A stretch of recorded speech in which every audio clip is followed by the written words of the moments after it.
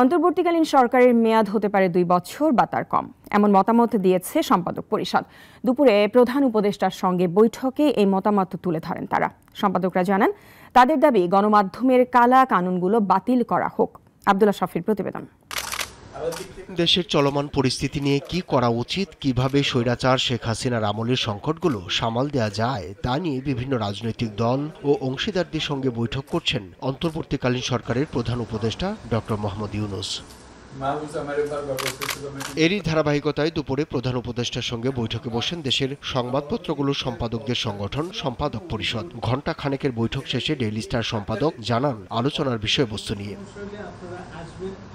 তিনি বলেন, তাদের দাবি স্বাধীন গণমাধ্যম প্রতিষ্ঠায় কালা কানুন যেন বাতিল করা হয় এবং তাতে সায় দিয়েছেন প্রধান উপদেষ্টা। এই সংস্কারের মধ্যে সংবিধান পরিবর্তন, তারপরে আমরা বলেছি লোকাল গভর্নমেন্টকে স্ট্রেংথেন করা, তারপরে আমরা বিভিন্ন যে স্বায়ত্তশাসিত সংস্থাগুলো আছে, anti corruption commission, human rights commission, election commission, এগুলো রিফর্ম করে এবং সত্যিকার অর্থে একটা গণমুখী সংস্থা এবং নির্বাচন কমিশন। এরপরই সাংবাদিকদের সঙ্গে আলাপ করেন প্রধান উপদেষ্টার প্রেস সেক্রেটারি। জানান, সম্পাদক পরিষদের নেতারা এই সরকারের মেয়াদ কতদিন হওয়া উচিত তা নিয়ে কিছু পরামর্শ দিয়েছেন। সবাই বলেছেন যে মিনিমাম 2 বছর বা 2 বছর একটু কম যাতে এই গভর্নমেন্টের মেয়াদ হয়।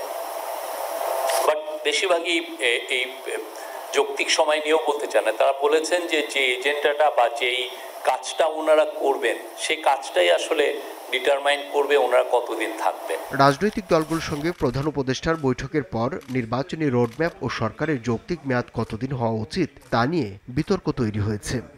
আব্দুল্লাহ শাফি, নাগরিক, ঢাকা।